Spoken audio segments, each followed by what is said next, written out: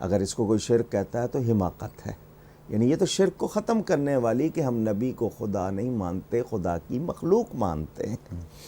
رہی بات بدعت کی، تو بدعت اگر اس کا دین میں ثبوت نہ ہو تو اس کو بدعت کہیں گے، ورنہ نہیں کہیں گے۔ اب ثبوت کی بات آ جاتی ہے تو میں صرف ایک آیت پڑھ دوں، کہیں تو بہت ساری ہیں لیکن یہاں وقت کم ہوتا ہے۔ میں نے پوری کتاب لکھی ہے اسلام کی پہلی عید، اچھا، میرے والد صاحب کا رسالہ برکات میلاد شریف پڑھ لیا جائے۔ وَسَلَامٌ عَلَيْهِ يَوْمَ وُلِدَ، سورہ مریم پارہ نمبر 16۔ حضرت عیسیٰ اور یحییٰ کی پیدائش کے دن کے بارے میں یہ ذکر ہے قرآن میں، اور سلام ہو اس پر جس دن پیدا ہوا۔ یوم کا لفظ بھی موجود، ولدہ کا لفظ بھی موجود، تو نبی کے برتھ ڈے یوم پیدائش پر اللہ کا سلام موجود ہے۔ اس سے زیادہ اہمیت کا اور کیا بیان ہو سکتا ہے؟ قرآن بتا رہا ہے ٹھیک، کہ نبی کی پیدائش کے دن پر اللہ کا سلام آ رہا ہے۔ اگر اس کی اہمیت نہیں ہے تو یہ بیان کیوں ہے؟ یعنی قرآن سے پتہ چل رہا ہے۔ اچھا، بدعت اس کو تب کہیں کہ اس میں کوئی خرابی ہو۔ یہ جو بدعت کرتے ہیں، میں پوچھنا چاہتا ہوں میلاد میں خرابی کیا ہے؟ ہاں، کوئی غیر شرعی کام کوئی کرتا ہے اس کو آپ ضرور کہیں۔ ذکر مصطفیٰ سے تو قرآن بھرا ہوا ہے۔ انسان کا میلاد قرآن میں بیان ہوا، حضرت آدم کا میلاد، حضرت حوا کا میلاد، حضرت ابراہیم کا میلاد، حضرت موسیٰ کا میلاد، حضرت عیسیٰ کا میلاد، پورے واقعات تفصیل سے بیان ہوئے ہیں قرآن میں۔ تو یہ بدعت کہاں سے ہو گیا؟ یہ تو اللہ کی سنت ہے۔ لیکن علامہ صاحب یہاں ایک سوال اٹھتا ہے، قطع کلامی کی معذرت چاہتا ہوں۔ چلیں یہ تو آپ نے بتایا اور یقیناً قرآن سے آپ نے ثابت کیا، لیکن اگر یہ اتنا ہی اہم ہے جو کہ قرآن جس کا ذکر کر رہا ہے، تو پھر معترضین کہتے ہیں کہ صحابہ کرام نے کیوں نہیں منایا؟ یعنی اگر یہ اتنی اہم بات تھی جو آپ بیان فرما رہے ہیں، تو صحابہ کرام رضوان اللہ تعالی علیہم اجمعین نے اس دن کو اہتمام کے ساتھ کیوں نہیں منایا؟ اس بات کو دو طرح سے میں پیش کرتا ہوں۔ پہلی بات تو یہ کہ صحابہ کرام نے وہ بہت سے کام نہیں کیے جو آج ہم بہت اہتمام سے کرتے ہیں۔ صحیح، ایک نہیں، بہت سے کام ہیں۔ ہمارے ہاں بہت سے اجتماعات ہوتے ہیں، صحابہ کے ہاں حج کے سوا کوئی اجتماع نہیں ہوتا تھا۔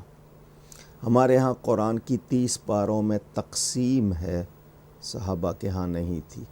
ہمارے ہاں قرآن پر زیر زبریں ہیں، صحابہ کے پاس نہیں تھی۔ ہمارے ہاں قرآن بڑے رنگین کاغذوں پہ بہت زیادہ کلر پرنٹنگ کے ساتھ ہے، صحابہ کے پاس نہیں تھا۔ ہمارے پاس مدرسے ہیں، اس میں پیریڈ ہیں۔ ہمارے پاس حدیث کے مجموعے ہیں، باب بندھے ہوئے ہیں، ان میں چیپٹر ہیں، صحابہ کے پاس نہیں تھے۔ ختم بخاری کبھی صحابہ نے نہیں کیا تھا، ہمارے ہاں بڑے اہتمام سے ہوتا ہے۔ یہ میں لسٹ بنا رہا ہوں، اگر سناتا رہوں گا تو صبح ہو جائے گی۔ کم از کم 3-4 ہزار کاموں کی لسٹ میں نے بنائی ہوئی ہے جو صحابہ نے نہیں کیے اور بڑے اہتمام سے ہو رہے ہیں اور نیکی سمجھ کے ہو رہے ہیں، جائز اور بلکہ مبارک سمجھ کے ہو رہے ہیں۔ صرف میلاد پر اعتراض کیوں ہے؟ کیا سیرت کے جلسے صحابہ نے منائے اس اہتمام سے؟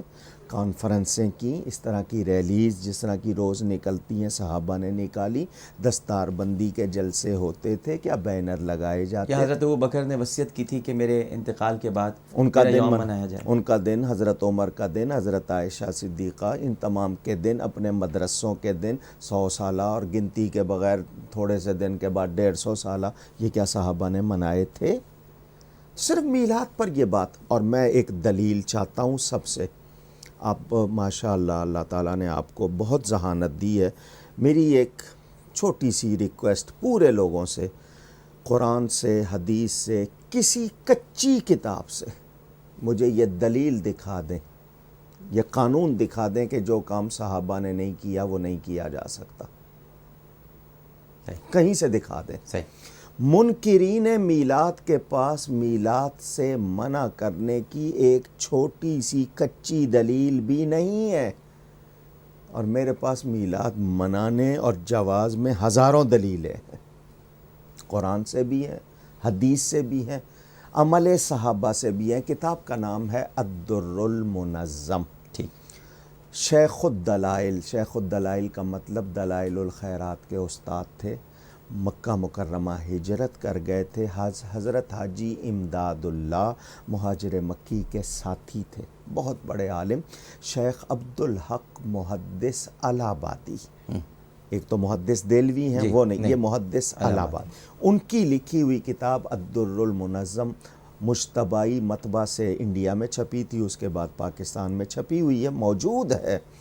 اس میں انہوں نے 2 حدیثیں نقل کی ہیں صحابہ کی، ایک حضرت سیدنا عباس بن عبد المطلب رضی اللہ تعالی عنہما، حضور صلی اللہ علیہ وسلم کے چچا، جی، اپنے گھر والوں کے ساتھ میلاد منا رہے تھے۔ نبی پاک صلی اللہ علیہ وسلم تشریف لے گئے ان کے ہاں، فرمایا کیا ہو رہا ہے؟ ان کا حضور آپ کا میلاد منا رہے ہیں، وہ ذکر کر رہے تھے میلاد کے واقعات۔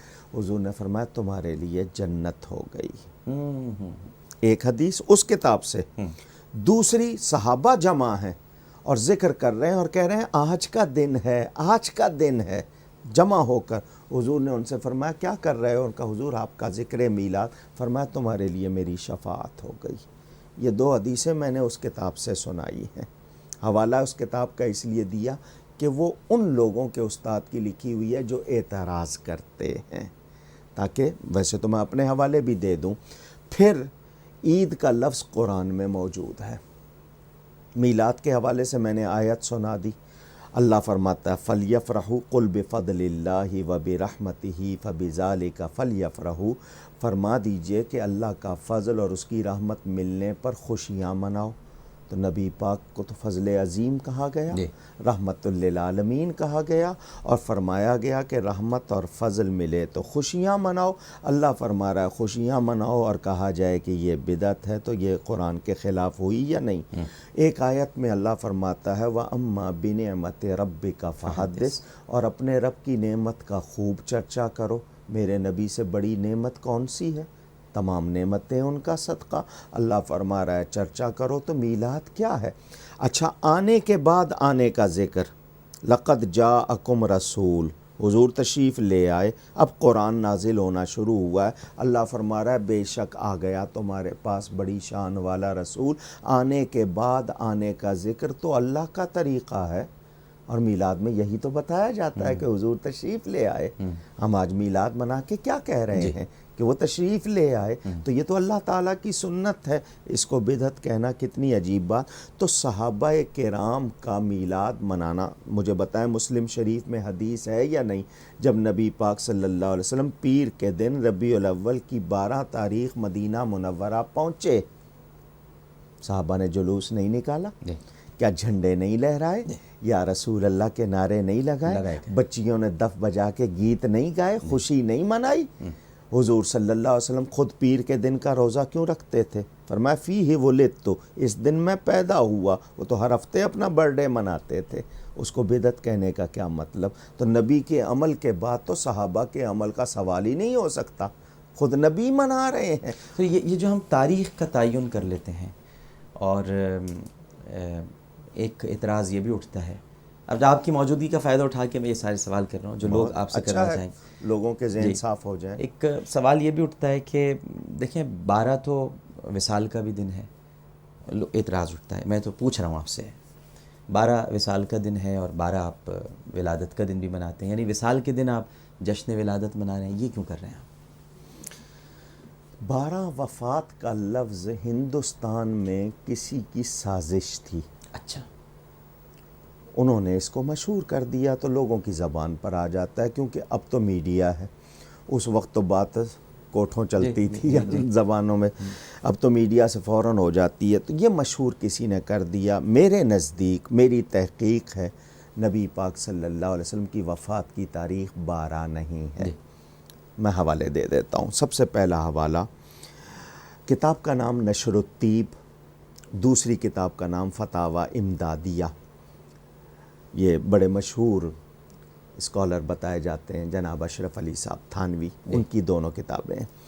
اس میں موجود ہے کہ 12 تاریخ لوگوں میں غلط مشہور ہو گئی ہے،